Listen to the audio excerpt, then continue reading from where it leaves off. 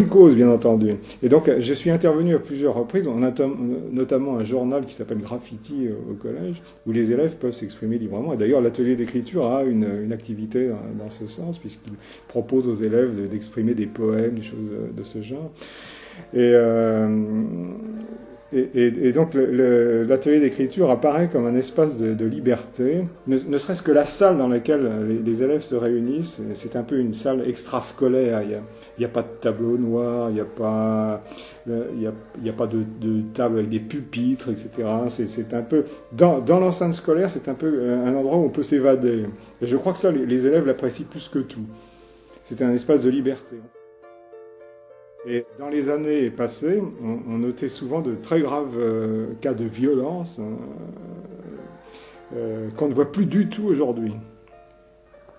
Et donc des ballons qui étaient projetés violemment, des bagarres entre élèves, etc. Et toutes ces choses-là, on ne les voit plus se produire depuis deux ans environ. Il n'y a certainement pas que les ateliers d'écriture qui ont provoqué ce résultat-là. Mais les ateliers d'écriture ont permis de disséminer un certain dialogue. Par exemple, moi je me suis d'emblée intéressé à ça. Et donc je me suis dit, tiens, pourquoi effectivement ne pas aller dans cette voie-là? Et donc même hors des ateliers d'écriture, j'ai essayé de pratiquer l'esprit des ateliers d'écriture dans la cour de récréation, par exemple.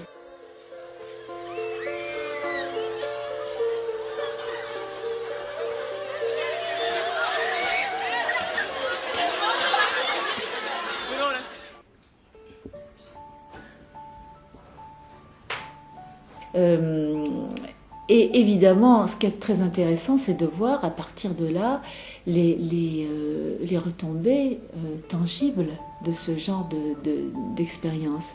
Parce que, évidemment, auprès des 5e et des 4e, on parle un petit peu moins du travail de l'expression, mais il n'en demeure pas moins qu'ils ont tous bien conscience qu'ils vivent quelque chose de précieux, d'essentiel pour leur vie. C'est vraiment c'est leur vie qui s'ouvre là.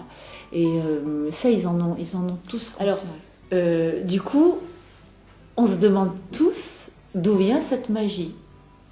Parce que, quand même, vous les avez vus tout à l'heure en atelier, même si ils étaient un petit peu gênés dans leur réaction à cause de la présence donc, de la caméra.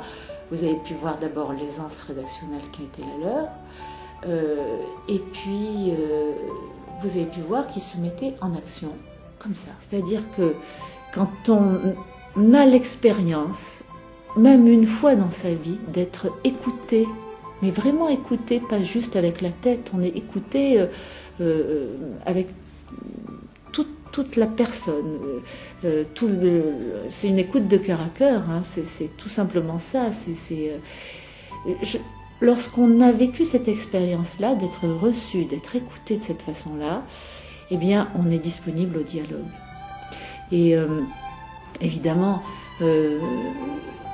obligatoirement, cette chose-là se ressent de façon tangible. Et ça va jusqu'au problème de discipline qui se trouve prévenu, non pas résolu, mais même prévenu. C'est toute une atmosphère dans un établissement qui change. Alors, le bénéfice, on touche à quelque chose à la fois de très simple, très humain, et qui est, on pourrait dire, une révolution de l'intérieur, quoi. Probablement, pour eux, c'est quelque chose comme ça.